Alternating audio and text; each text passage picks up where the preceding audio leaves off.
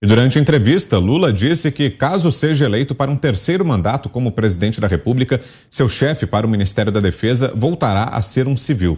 Desde 2018, com a chegada de Jair Bolsonaro à presidência, a pasta tem comando exclusivo de militares. Ele alega não ser prudente colocar um militar na defesa, porque uma força não pode mandar na outra. Ainda em sua fala ao UOL, o petista fez um aceno às Forças Armadas. Lula disse não acreditar que haja apoio do alto comando militar para uma suposta ruptura institucional e afirmou que eles são mais responsáveis que Bolsonaro. Eu acho que nós temos que ter em conta que os militares são mais responsáveis do que o Bolsonaro.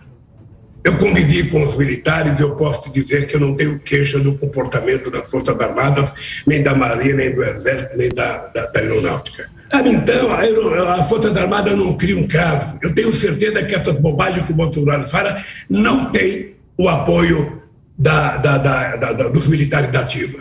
Não tem apoio do alto comando. Embora o presidente da República seja o chefe supremo, ele só pode ser considerado chefe supremo quando ele é sério, quando ele fala coisa com coisa, quando ele respeita a sociedade, respeita as instituições, respeita a democracia, respeita as próprias Forças Armadas. De vez em quando ele fala o meu exército, as minhas Forças Armadas. Não é dele coisa nenhuma. Ele é um cidadão que foi expulso. Ele foi expulso, sabe, do exército por má conduta. Então, como é que a gente pode pensar em golpe? Eu não acredito em golpe. Não acredito que as Forças Armadas aceitem isso. Não acredito que a sociedade brasileira permita. Não acredito. Sinceramente, esse cidadão, se ele começar a brincar com a democracia, ele vai pagar um preço muito caro. Ainda sobre os titulares das pastas, Lula declarou que seus ministros, incluindo o da Fazenda, terão perfil político. Segundo ele, o chefe da pasta precisa ter cabeça política e sua equipe é quem precisa ser técnica. Lula ainda ironizou o presidente Jair Bolsonaro e disse que se quisesse um técnico para resolver todos os problemas, iria à USP, pegaria todos os técnicos e colocaria no governo. Augusto. Bom, o Lula não tem nenhum compromisso com a coerência. Ele iria à USP, ele nem sabe onde fica.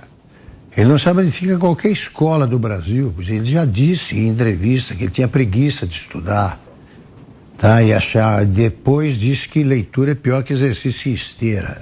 Então não fala nisso.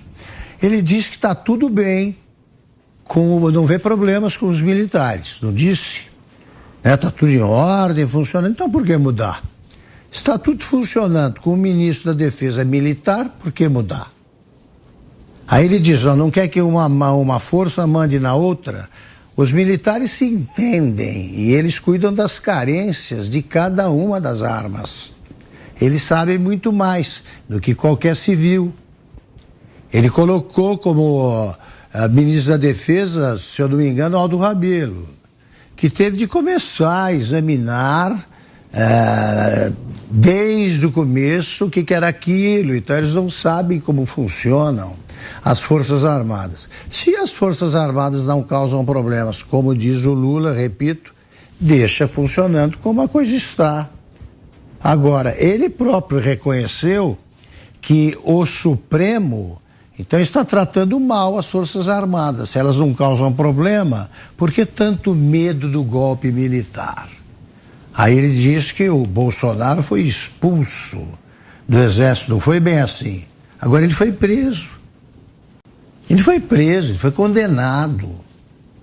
Condenado por corrupção e lavagem de dinheiro. Não tem vergonha nenhuma disso.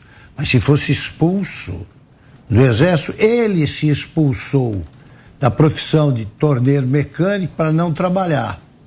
Então o Lula tem tanta autoridade aí para falar sobre esses assuntos como eu tenho para discorrer sobre física quântica. Nenhuma. Você, Ana, temos 2 minutos e meio.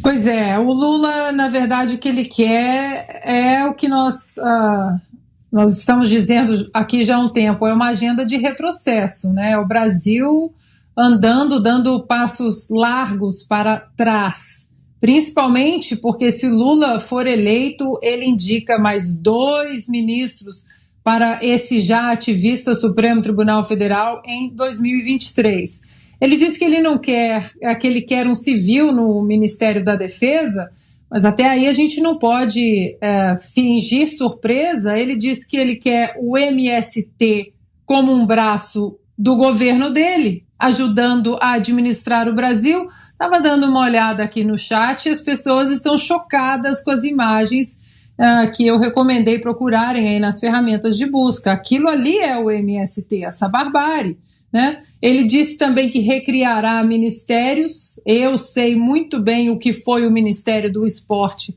na era petista, tanto com Lula quanto Dilma, né? Nós tínhamos um comunista na pasta aí, como gerenciando milhões, se não bilhões de reais para o esporte no Ministério do Esporte, o senhor Orlando Silva, esse hoje que é um relator de um projeto que quer calar a sociedade, que quer calar jornalistas independentes, quer calar a imprensa.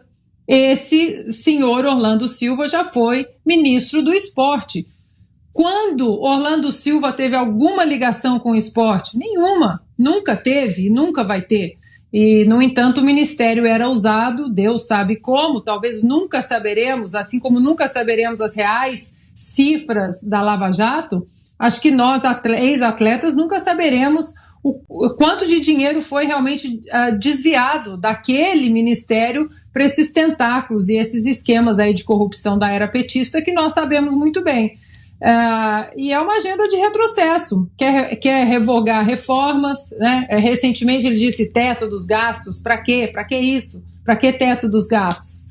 Então nós precisamos ter muito cuidado, porque antigamente eles falavam nas entrelinhas, né? O Lula falava nas entrelinhas, as coisas eram, né? Namorava aqui, fazia um aceno para o mercado financeiro, a coisa muito bonitinha, um terninho Armani, um perfume, e hoje está tudo preto no branco, sendo dito da maneira mais clara possível o que ele espera para o Brasil em 2023 e para os próximos anos, e o cenário que eles querem para o Brasil não é bonito.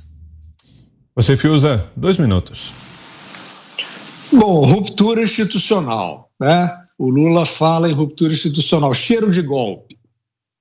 Tá bom, tem muita gente que acha que tem cheiro de golpe no ar.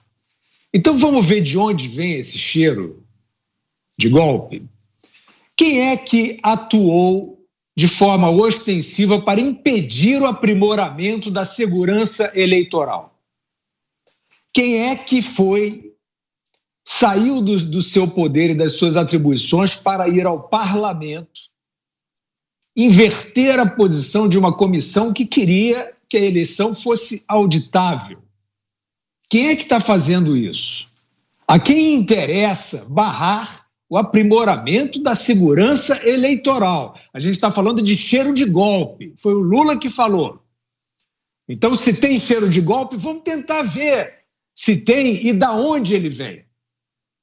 Quem é que foi que não levou a termo as investigações sobre a violação do sistema eleitoral nas eleições de 2018? Foi invadido o sistema. Não temos como investigar porque os logs foram apagados. Quem é responsável por isso?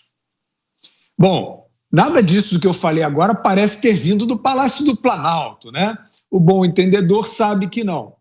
Quem é que tem, diante de manifestações pacíficas, de verde e amarelo, de pessoas pedindo liberdade pelo Brasil inteiro, classificado isso como atos antidemocráticos? Quem é que tem enunciado a censura na eleição que vai acontecer? Já estão os sinais aí e vai acontecer. Quais são, então, os ingredientes, né, que indicam cheiro de golpe? De onde eles vêm? Isso é o que está colocado e, evidentemente, que a sociedade brasileira está preocupadíssima com a possibilidade de uma ruptura institucional. E não é uma armação do Palácio do Planalto com as Forças Armadas. A partir de agora, como toda quarta-feira, já está com a gente aqui Alexandre Garcia. Bem-vindo, Alexandre. Estávamos falando aqui sobre essas declarações de Lula hoje, numa entrevista que foi concedida ao UOL. Ele fala na possibilidade de, se eleito para um terceiro governo, colocar no Ministério da Defesa um civil. Boa noite, Alexandre. Boa noite, Brown. Boa noite, Ana, Augusto, Fiuza. Olha, gente, eu estava vendo as imagens, eu vi cadeira vazia, né? Hoje eu estava lá no Conselho Federal de Medicina, que recebeu o presidente Bolsonaro, não tinha cadeira vazia e os corredores estavam cheios, né? E o Conselho Federal de Medicina, que representa mais de 500 mil de médicos brasileiros, estava gritando mito, mito, mito em pé, né? Bom, mas vamos ao que falou o presidente Lula, o ex-presidente Lula, e essa narrativa. Quando vocês falam assim de perigo à democracia e tal, quando eles falam, eu lembro de Goebbels, eu lembro de Lenin, né? Cria-se uma narrativa para que ela vire verdade e depois funciona em vista disso, né? De uma nova verdade, um factoide, como diria o César Maia. E é o que a gente está vendo aí, né? Um ministro civil, tudo bem. Olha, o ministro civil, eu acho que teve um ministro civil que até hoje se dá muito bem com os militares, né? Mas eu acho que foi o único. É muito melhor que seja um ministro que entenda de defesa. O sujeito trata de defesa do país na Academia Militar das Agulhas Negras, na ESAO, na ESEMI e na Escola Superior de Guerra. Ele fica pronto para defender o país, para saber como é que se interrompe, por exemplo, a riqueza da Amazônia bloqueando a foz do Rio Amazonas, né? Então, são coisas assim. Um civil chega lá, ele está meio perdido, né? A menos que seja um civil que já seja um estudioso do assunto. Mas vai botar um ministério de políticos, né? Nós temos agora um ministério de técnicos, né? Em que partido não manda no ministério? O ministro é um auxiliar do presidente da República, né? Ele não é um representante do seu partido político para fazer no ministério aquilo que interessa ao partido político e não ao povo brasileiro. Nós vimos isso acontecer.